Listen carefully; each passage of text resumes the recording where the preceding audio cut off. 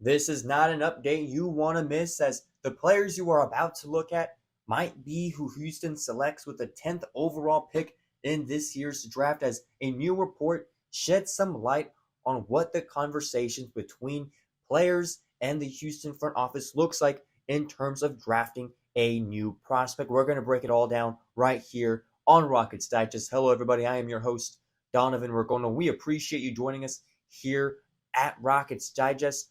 But for those of you that are watching these videos but not yet subscribed, that is 81.8% of you. Do yourself a favor, hit that subscribe button below. If you do not want to be the last to know of all your Rockets updates and news, subscribe to this channel. We're going to get you covered. We're going to let you know everything that happens with the Rockets this season. So let's get into it. The new report today regarding what the Houston Rockets are going to do regarding their 10th overall pick in the draft. GM Rafael Stone has a huge decision to make. Should we make the pick? Should we trade it away? Should we trade it away, acquire a different first round pick? What is it going to look like for the Rockets come, late June? What are we going to do on that draft day? Are we going to watch us make a pick? Are we not? And so there is a new update regarding that. And it's a report that says Rockets have been impressed by pre-draft interviews of several 2025 prospects. And this comes from Kelly Iko of The Athletic, who has been doing some amazing work covering the Houston Rockets. And so we're going to take a look at what he said. He said, quote, "Houston's brass is in the process of its draft evaluation. During the combine in Chicago, the Rockets interviewed several prospects and had eyes on workouts and pro days in both Chicago and Los Angeles." And quote, and I'm going to take you to what else that he had to say in his report. He said, "One consistent theme from this year's incoming draft class was the quality of individual team interviews. Meetings with Arizona's Carter Bryant, Duke's Khaman Maluach, and South Carolina's Collin Murray-Boyles, all players who could be available at 10, were described as excellent," team sources said, citing stellar on-court knowledge and overall basketball IQ, end quote. Now, if you're a Rockets fan, this should have you absolutely hyped up, right? As always, draft day is always a very hyped event. Who's going to be the new addition to the team? And these additions, right, considering if the Rockets were to make any one of these picks, I know has a lot of you, salivating right now. I know I've seen a lot of the comments talking about what players we should get. I've heard a lot of Collin Murray-Boyles. I've heard a lot of Khaman Maluach. A lot of people wanting Carter Bryant to add to this team, to add to our shooting depth.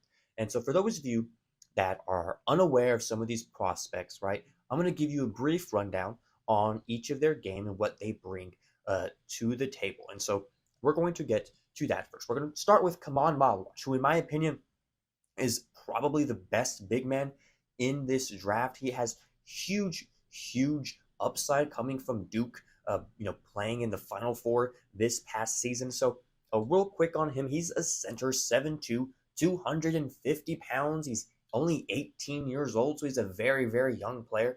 A quick summary on him: Maluach is a towering rim protector with switchable mobility, erasing shots at the rim and shadowing quick guards on the perimeter.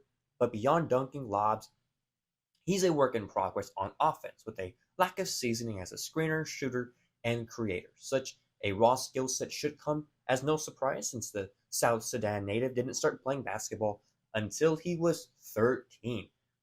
Some NBA comparisons for you guys: Rudy Gobert, Mitchell Robinson, some guys that have played valuable minutes in these playoffs this past season. So last season, 8 points per game, 6.6 rebounds, 0.5 assists, 1.1 block, and 21 minutes of action for the Duke Blue Devils. And so Khaman Maluach, solid big man. He's a lot high on a lot of people's boards, a lot due to his potential as a player on the court.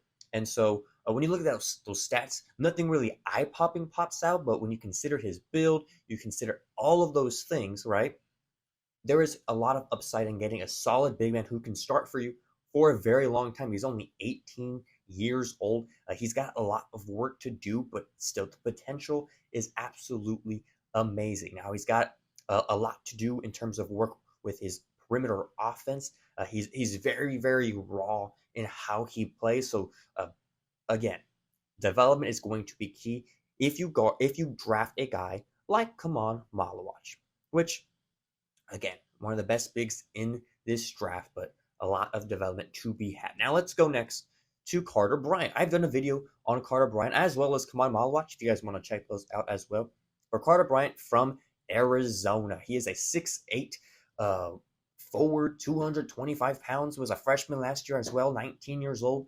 A quick summary, Bryant is a rangy, athletic forward who projects as a highly versatile defender. He's raw on offense, though. Beyond his cutting, he needs to improve as a shooter to earn minutes in high-leverage games. Some comparisons for the NBA, Jeff Green and Trevor Ariza. Again, two Houston Rockets. So potential sign, potential foreshadowing, I don't know, but those are his comparisons. And yes, he is.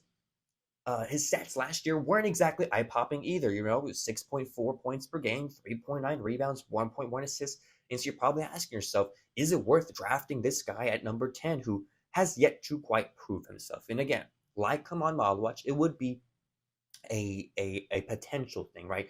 Oh, we can develop this guy to be someone, you know, really, really great for this team. Carter Bryant, he's a very solid shooter. He wasn't really one of the main offensive threats in Arizona last year. They had a lot of threats on that team, but he was more reserved as kind of like a backup guy and kind of a role player in that sense, and 18 minutes played per game. So his shot is very, very solid. His defense is the thing he does best. If Houston drafts him, it's going to be because of that. They know he can play very, very solid defense. He's one of the best defensive players in this draft.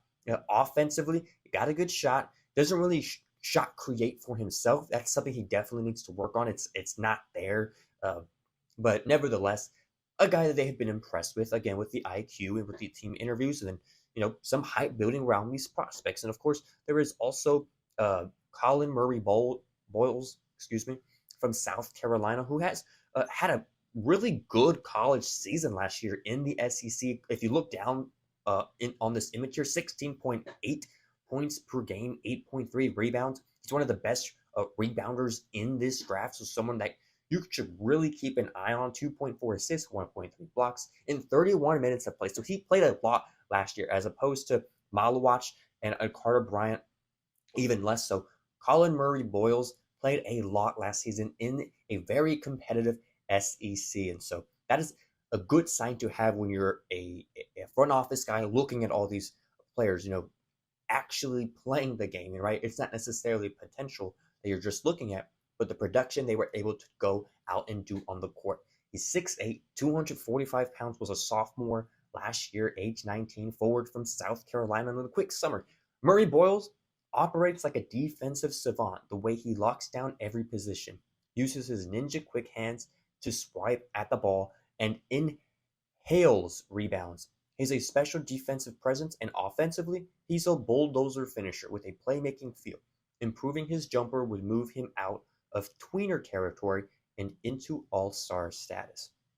So yes, his offensive game, in terms of driving to the basket, getting under there, is absolutely great, right? Now his jumper and his outside game needs to be polished.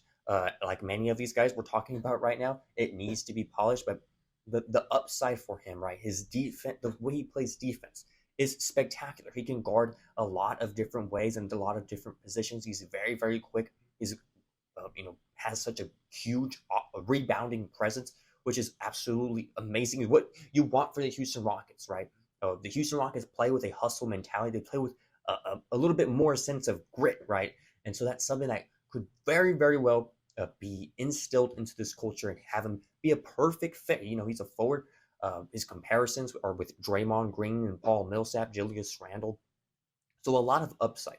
Now, it's one of the downsides with Collin Murray-Boyles, right, is he is not the biggest guy. As you see, 6'8", but was playing forward last year for South Carolina. And so it's kind of a question, what position is he? He's too small to be a big. He doesn't quite have the jumper to be your small forward or shooting guard. And so he's kind of in that middle area. I'm sure he will figure it out, but that is one of the things in the back of the minds of a lot of these scouts is like, what position is he really? Now, he can do a lot of great things. Like if you're compared to Draymond Green, that just tells me you can guard a lot of different ways, regardless of height. And although it would be a weakness, but still, huge upside for a guy like Colin, Murray-Boyles, Khaman Maluach, Bryant, all of these guys that are making a name for themselves in these interviews and in these this draft process. Now, granted, in that same article that Eichel reported, Houston is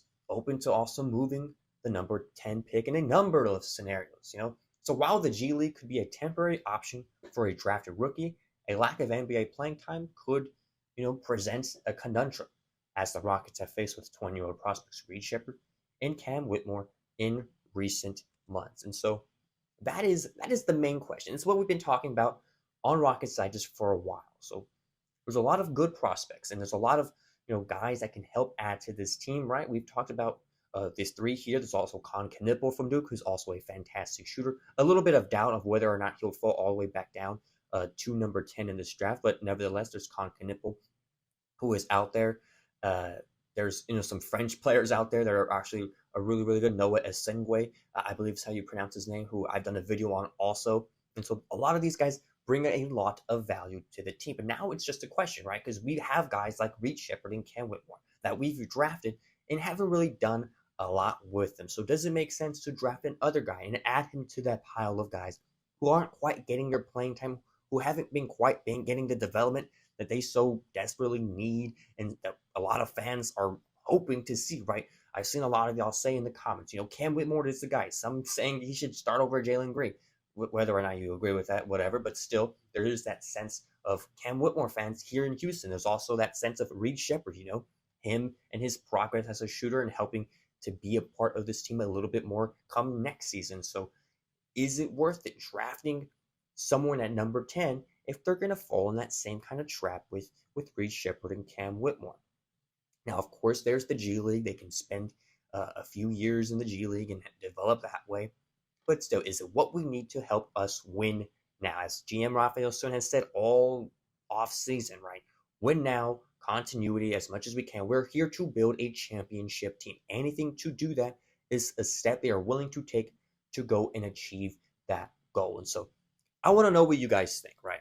I know a lot of you are high on these prospects. I know a lot of you guys are high on trading it away, of trading the number 10 pick away to acquire, some shooters, to acquire a big man, whatever it may be. So I want to hear from you in the comments. Do you think we should take the 10th pick, or should we trade it away? If you want to trade it away, what is a good player to do that for? Let me know down there in the comments. And this has been another episode of Rockets Digest. I'm your host, Donovan Ricondo. Take care.